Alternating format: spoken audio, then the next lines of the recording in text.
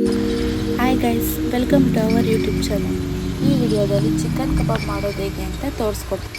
Chicken ಕಬಾಬ್ ಮಾಡಲು ಬೇಕಾಗುವ ಸಾಮಗ್ರಿಗಳು: ಬೆಳ್ಳುಳ್ಳಿ, ಶುಂಠಿ, ಕೊತ್ತಂಬರಿ, ಪುದೀನ, ಹಸಿಮೆಣಸಿನಕಾಯಿ,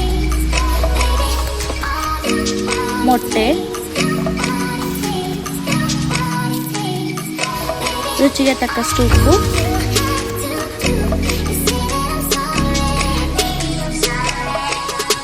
ರುಚಿಗೆ ತಕ್ಕಷ್ಟು ಖಾರದ ಪುಡಿ.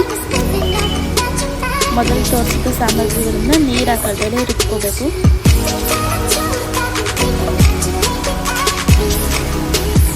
ರುಬ್ಬಿರುವಂಥ ಮಸಾಲೆನ ಮೊಟ್ಟೆ, ಉಪ್ಪು, ಖಾರದ ಪುಡಿ ಹಾಕಿರುವಂಥ ಮಿಶ್ರಣಕ್ಕೆ ಹಾಕಿ ಕಲಿಸ್ಬೇಕು.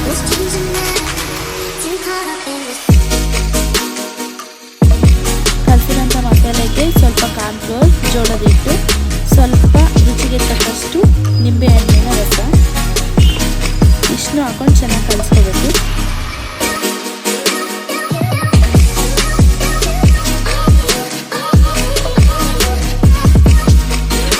ನೀಟಾಗಿ ಕಲಿಸಿರೋ ಮಸಾಲೆಗೆ ಚಿಕನ್ ಹಾಕಿ ನೀಟಾಗಿ ಕಲಿಸ್ಬೇಕು. ಮಸಾಲೆ ಹಿಡಿಯೋ ರೀತಿ ಕಲಿಸಾದ್ಮೇಲೆ 10 ರಿಂದ 30 ನಿಮಿಷ ನೆನೆಯಕ್ಕೆ ಬಿಡಬೇಕು.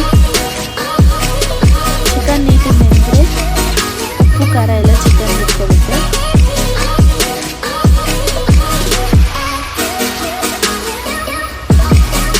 ಮಸಾಲೆ ನೀಟಾಗಿ ನೆನೆದಿರೋ ಚಿಕನ್ನ ಎಣ್ಣೆಗೆ ಹಾಕೊಂಡು ಫ್ರೈ ಮಾಡಿದ್ರೆ ಚಿಕನ್ ಕಬಾಬ್ ರೆಡಿ ಆಗುತ್ತೆ.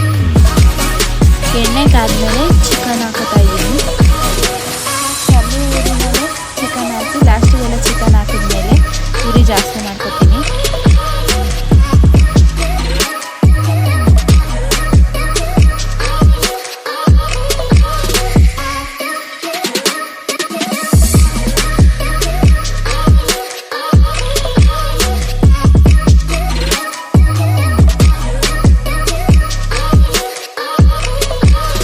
ಚಿಕನ್ ಹಾಕಿದ್ಮೇಲೆ 1 ನಿಮಿಷ ಅದನ್ನು ತಿರ್ಸಲ್ಲ. ತಿರ್ಸ್ಬಿಟ್ರೆ ಚಿಕನ್ಗೆ ಅಂಟಿರೋ ಮಸಾಲೆ ಎಲ್ಲ ಸಪ್ರೇಟ್ ಆಗಿರುತ್ತೆ. ಬೆಂದ್ಮೇಲೆ ಸ್ವಲ್ಪ ಕಲರ್ ಚೇಂಜ್ ಆಗುತ್ತೆ, ಅದು ತೆಗಿಬೋದು. ನಾನು ಇದಕ್ಕೆ ಯಾವುದೇ ರೆಡ್ ಕಲರ್ ಆಗಲಿ ಯಾವ ಕಲರ್ನೂ ಯೂಸ್ ಮಾಡಿಲ್ಲ. Thank you for watching this ವಿಡಿಯೋ. ಇದೇ ರೀತಿಯ ಹೆಚ್ಚಿನ ವಿಡಿಯೋಗಳಿಗಾಗಿ ಲೈಕ್ ಮಾಡಿ, ಶೇರ್ ಮಾಡಿ ಹಾಗೂ ಸಬ್ಸ್ಕ್ರೈಬ್ ಮಾಡಿ. ಈ ವಿಡಿಯೋ ನೋಡಿದ್ದಕ್ಕಾಗಿ ಧನ್ಯವಾದಗಳು. Thank you.